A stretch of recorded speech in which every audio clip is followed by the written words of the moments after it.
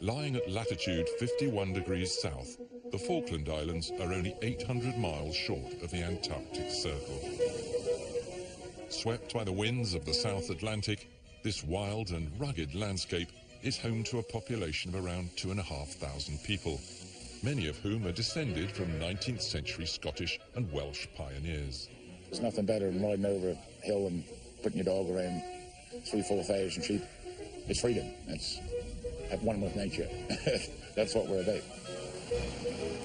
Since the Argentine invasion and subsequent war of 1982, the islands have seen big changes. Fishing and tourism have overtaken sheep farming as the main industries, and huge reserves of oil have recently been discovered offshore and could transform this small, tight-knit community beyond recognition. The Reverend Richard Heinz is Rector of the Falklands. Good morning. A very warm welcome to you all. But after almost 7 years here, he's coming up for retirement and will soon be returning to the UK. So these will be his last few months on the islands.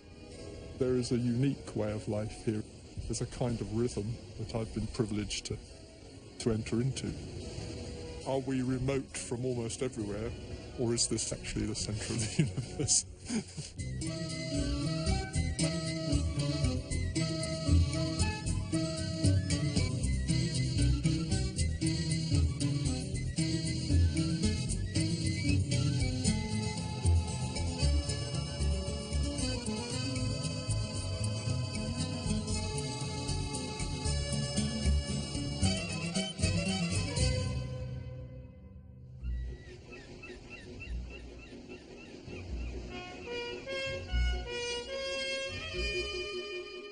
The Falklands archipelago covers an area roughly the size of Northern Ireland. The main islands are West and East Falkland. Stanley, the capital and the only town, is on the far east tip of the East Island. In high season, Stanley is buzzing with tourists, but now it's April. Summer is over in the southern hemisphere, and the islanders have the place to themselves again. In the deanery, the Reverend Richard and his wife Jen Windy at the moment. are getting ready to go on an outing. In a few days' time, it's Palm Sunday, and there's an important job that needs doing. Well, I've just got to go and get my gloves out of the polytunnel. Okay. Well, we're making preparations for next Sunday, Palm Sunday, and whereas in the UK we would have crosses made of palm fronds to carry in our Palm Sunday procession, here in the Falkland Islands we don't have palms, so we're going to use tussock grass, the lengths we go to prepare for our services. Richard and Jen are heading out to camp, which is the Falkland Islands word for anywhere outside of Stanley, and comes from the Spanish campo, meaning countryside. As they leave the town, the tarmac ends, and the road turns into a dusty dirt track. That ship there you see rusting away quietly, we call her the Lady Liz, and she limped into Stanley from quite an adventurous passage around Cape Horn, and she was moored up further up in the harbour for quite a long time. Then she came loose in a big wind one night and ended up here, and that's where she remains.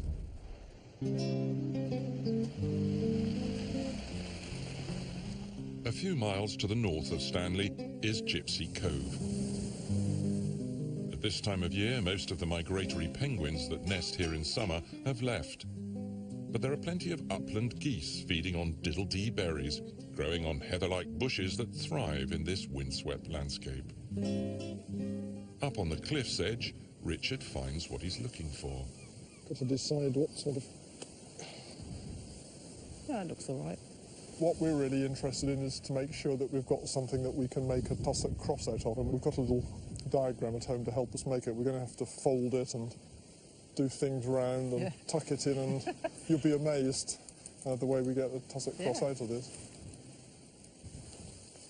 I reckon that 50 crosses would be good, so 50 good quality fronds plus 20 attempts that go wrong and a few more for luck. I think we'll probably go for 100.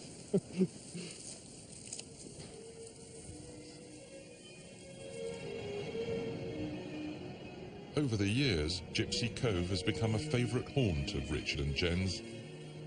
It's one of the many special places they'll miss when they leave. I think what we're seeing here is the tracks of the Magellanic penguins saying goodbye to the Falkland Islands for a season. They've gone off into the ocean and they'll come back this next year. This is where I feel just a touch of the old heartache, because I know that although I've enjoyed things like this for nearly 7 years now, I'll be saying farewell soon. Things change. Very conscious of that in the Falkland Islands at the moment.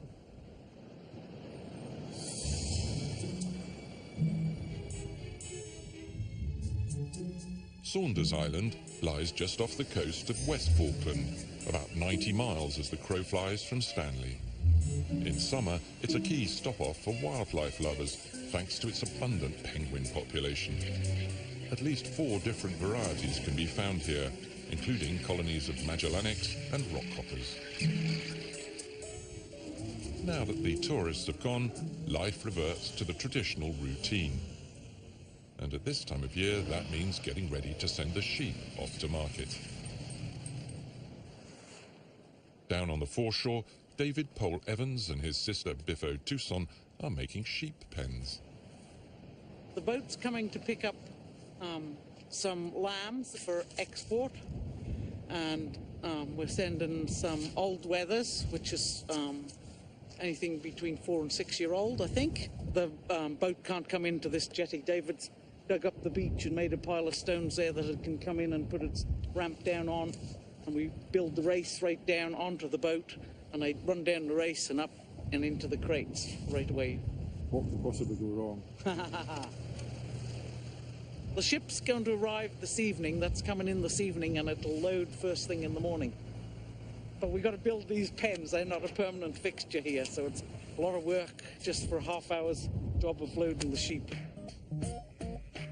The island covers an area of 31,000 acres, but is home to only 5 people. Biffo lives in the UK with her husband, but spends part of the year here on Saunders, helping her brother out on the farm. I grew up here from a baby. My dad came to Saunders in 1949, and he stayed here until he died a couple of years ago. Him and David bought the island in 1987, and now David owns the whole lot. It's just lovely. No pollution, no crowds. 20 years ago, the price of meat and wool was at an all-time low, and the future of the farm was in doubt. But with the added money from tourism, things have picked up. And David's 2 daughters, Carol and Louise, are hoping to take the whole thing on when their dad retires. Quite heavy work this for girls. Sort of. Yeah, but there's no boys, so we're just built well. You grow up with it, you're used to it.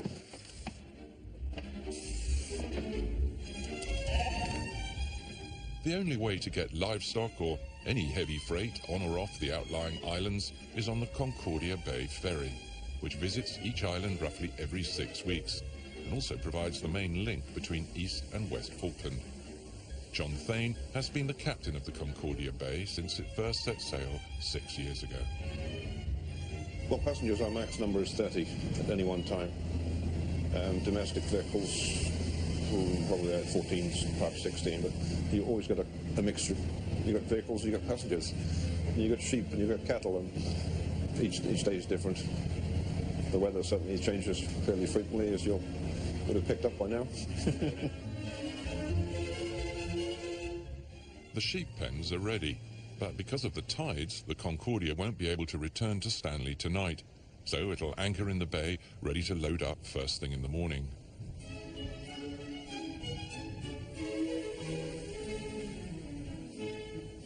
One of the most recognisable landmarks in Stanley is the imposing Government House. Built in 1845, it's the official residence of the Governor of the Falkland Islands.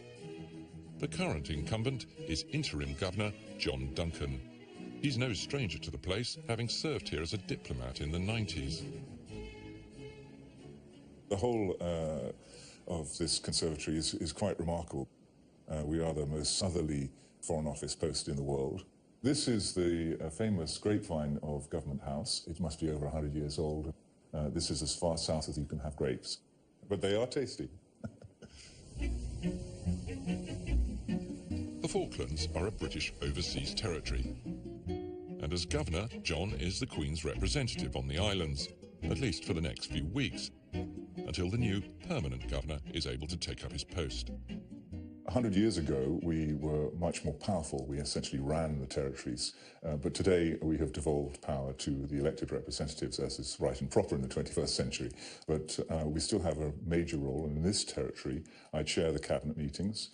I enact rules and regulations and laws. So today, I've got legal documents to sign, rather like Her Majesty the Queen does when she passes British laws into effect. There's rather a lot of signing in this job. As well as their own government, the Falklands also have their own judicial system and police force. Fishing, tourism and wool revenues pay for most of the public services. But they rely on the UK for defence. Since 1986, there's been a permanent military presence on the islands, based at Mount Pleasant, 35 miles southwest of Stanley. But there's also a brigade of local volunteers, the Falkland Islands Defence Force. Today, a group of these volunteers are being drilled in preparation for the Queen's birthday parade by their very own Major Biggs. We are the local army of the Falkland Islands, and it's called a defence force. Largely a part-time army. It's quite small, and we, of course, have the same aims and objectives as the British forces South Atlantic Islands. You know, operating a defence force in a place like the Falkland Islands is something you have to take very seriously, really, because, you know, there is a bit of history there. On the day of the Queen's birthday parade, Major Biggs and his men will be joined by regular serving soldiers and a massed band from 3 different regiments that's being flown in specially from the UK.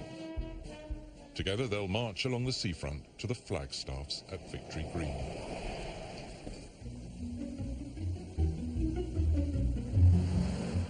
Over at the deanery, Richard, Jen and some members of the Cathedral Youth Group are starting work on the tussock grass crosses, following instructions Jen found on the internet. So we've got our piece of tussock, and the piece in your right, on the right, you bend to go upright in the middle. Then you fold it back and then up again. Don't worry, we've only got 50 to do.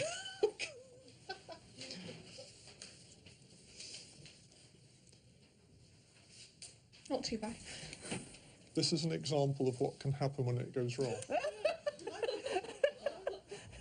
Because the community is so spread out, there isn't a strong church-going tradition on the Falklands, but Palm Sunday is a popular service at the cathedral, and so Richard's expecting a good turnout. I think this is going to be a goodie. I was full of apprehension when we started this afternoon, so I wasn't sure how we were going to do, because it's a long time since any of us have made one, but though I say it myself, having just made that one and seen all these pile up here, I think it's job done. And we just hope they last well for Palm Sunday.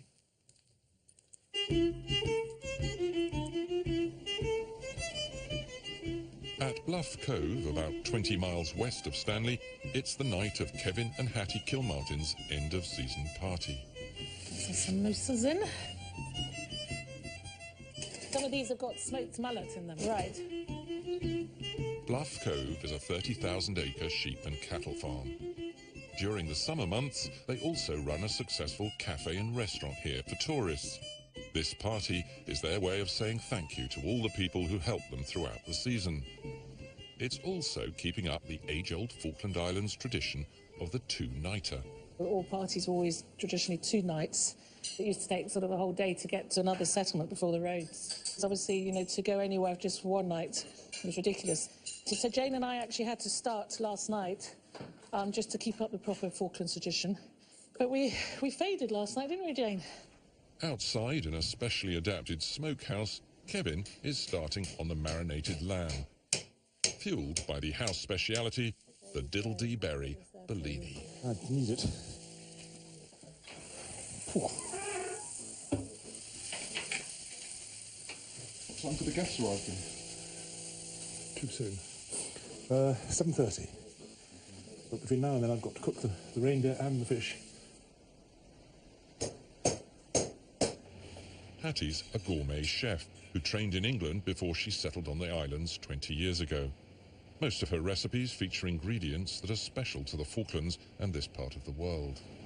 It's an up and goose terrine, but yes, flavoured with and coloured with a few diddle-dee berries. It's there, and just like the diddle-dee, we just go out and pick it, and and the same with the geese, we just go out and wait until they're nicely fat and buy the berries, and then they're fantastic.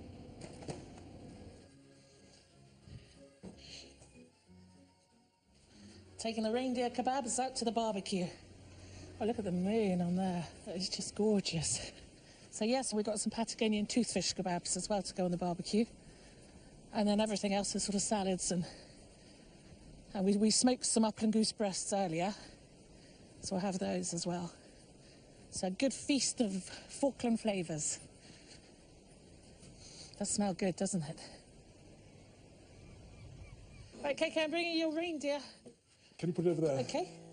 And Kevin's going to go slightly mad with this light going. Dub, dub, dub, It's too late, I'm mad already. What's the history of the reindeer, Kevin?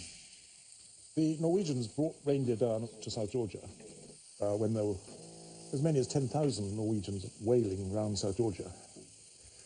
And it was a source of food and recreation. Now people find they want their chickens frozen from Sainsbury's or somewhere. It's going to be a long night for Kevin, and he can't afford to slack off. The first guests have just been spotted on the far side of the bay. But it's a little bit early, but then, they are keen. I might have to get the bar sorted out. There might be a demand for drinks any minute. They've invited around 70 people this evening, and after a busy summer either on the farm or looking after tourists, everyone's looking forward to letting their hair down. Hello, wayward souls!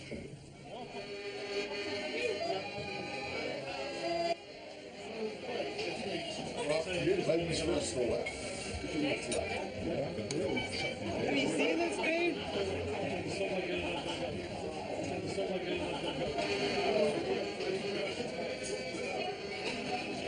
Bit of meat, boy, bit of meat, bit of Falkland Island meat.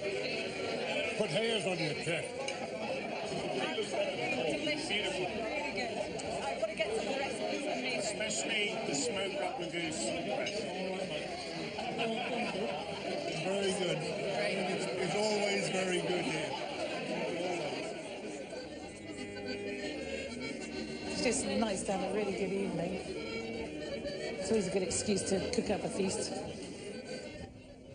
But one person is missing out on the fun. There's been no let-up for Kevin. I'll have to have words with Hattie about this afterwards. The toothfish is breaking up in these small chunks. Kevin's actually looking a bit stressed. He's very smoked out. You can tell the eyes are on a funny sort of glazed look, and yeah, it's going to take several days to get that smell off him.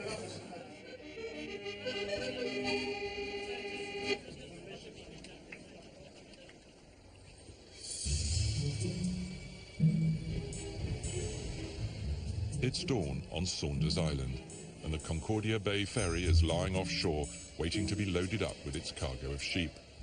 For the Pole Evans family, this is a twice-yearly event, and they all play their part. 6:30 in the morning. The aim is to bring the animals down from the wool shed up on the hill into the specially constructed pens on the foreshore. We'll see how it goes. The worst that can happen is they get out and we have to start all over again. That has happened before. We've lost the sheep up on the side of the hill and you just gather that paddock and start again.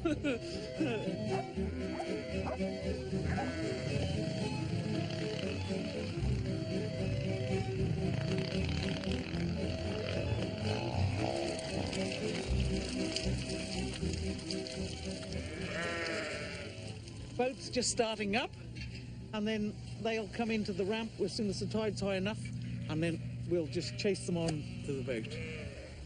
Getting a bit of a drift on there, John. The Concordia captain, John, needs to get as close to the shore as the tide allows him, without running aground. We get about nearly 4 metres rise and fall, so it's still got another 2 metres, and then you've got that 2 metres to go back down, so yeah, like there's plenty of time.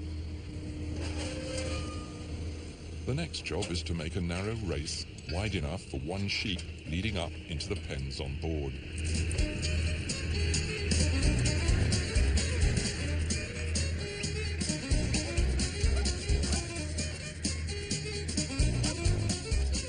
In all, 208 spring lambs and a few older wethers are being loaded onto the Concordia Bay. Most Falklands lamb and mutton is sold to the European market, and with prices currently on the up, this should be a good year for the Pole Evans family. No, it all went really well. It all has. Loading the ship is always easy, yeah. 45 minutes and they're all loaded. New industries like tourism and even oil may ultimately bring greater riches to the islands, but sheep farming is part of the fabric of Falklands life, and it looks set to stay that way.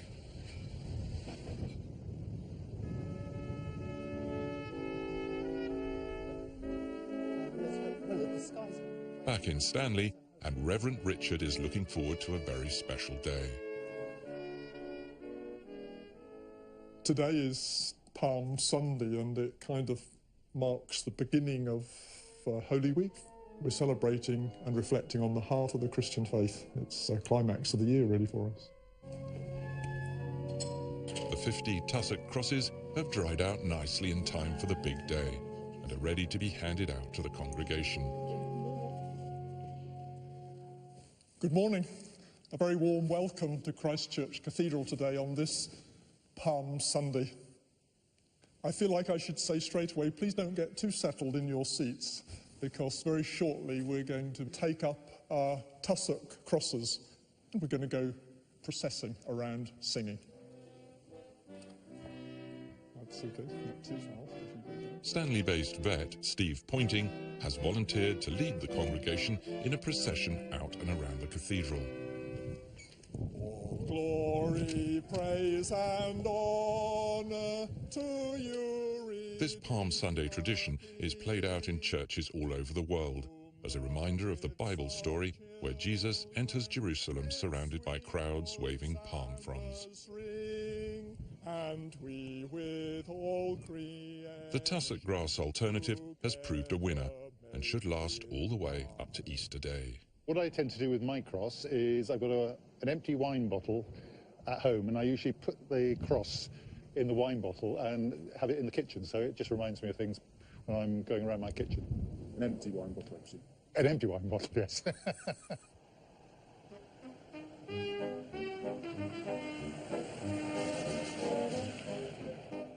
It's the morning of the Queen's birthday parade, and down by the harbour, 30 members of 3 different military bands have flown in from their bases in the north of England to take part.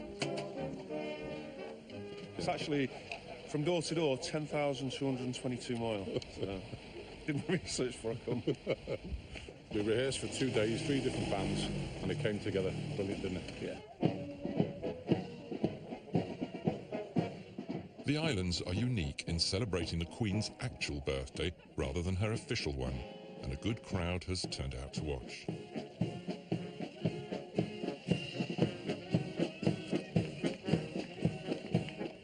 Major Biggs leads a detachment of the armed forces, along with the troop of the Falkland Islands Defence Force. Hooray! Shoulder! Arms!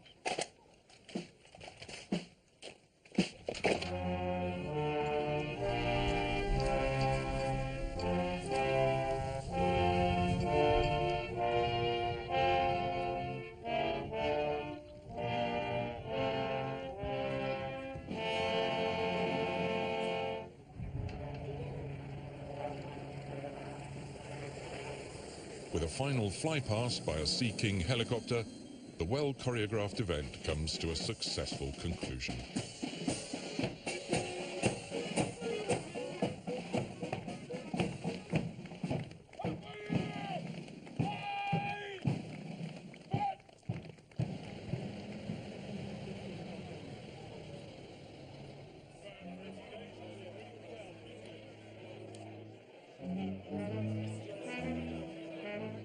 Back at Government House, and the post-parade reception is in full swing.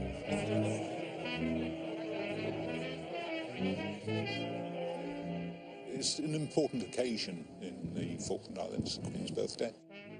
I was very pleased with the way it went. You know, you wouldn't think that being so far away from the UK that people would really be interested in demonstrating their loyalty to the Queen, but people here are interested and they do want to do that. We value our way of life, and that is tied to the United Kingdom. You know, we want to keep it that way. There we go. Ladies and gentlemen, I would like, without further ado, to raise our glasses to the Queen. The Queen!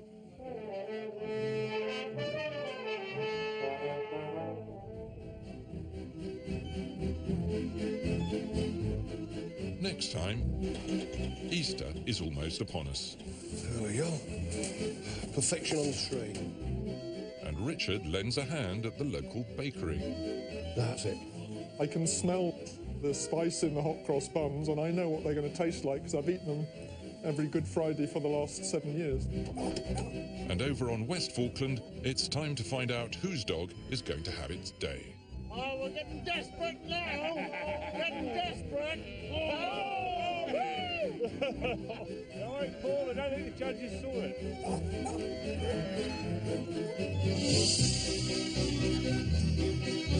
Taking your places tonight on BBC Two from the South Atlantic to Greece. Now, Michael Butterlow's Great Continental Railway journey starts in Athens next.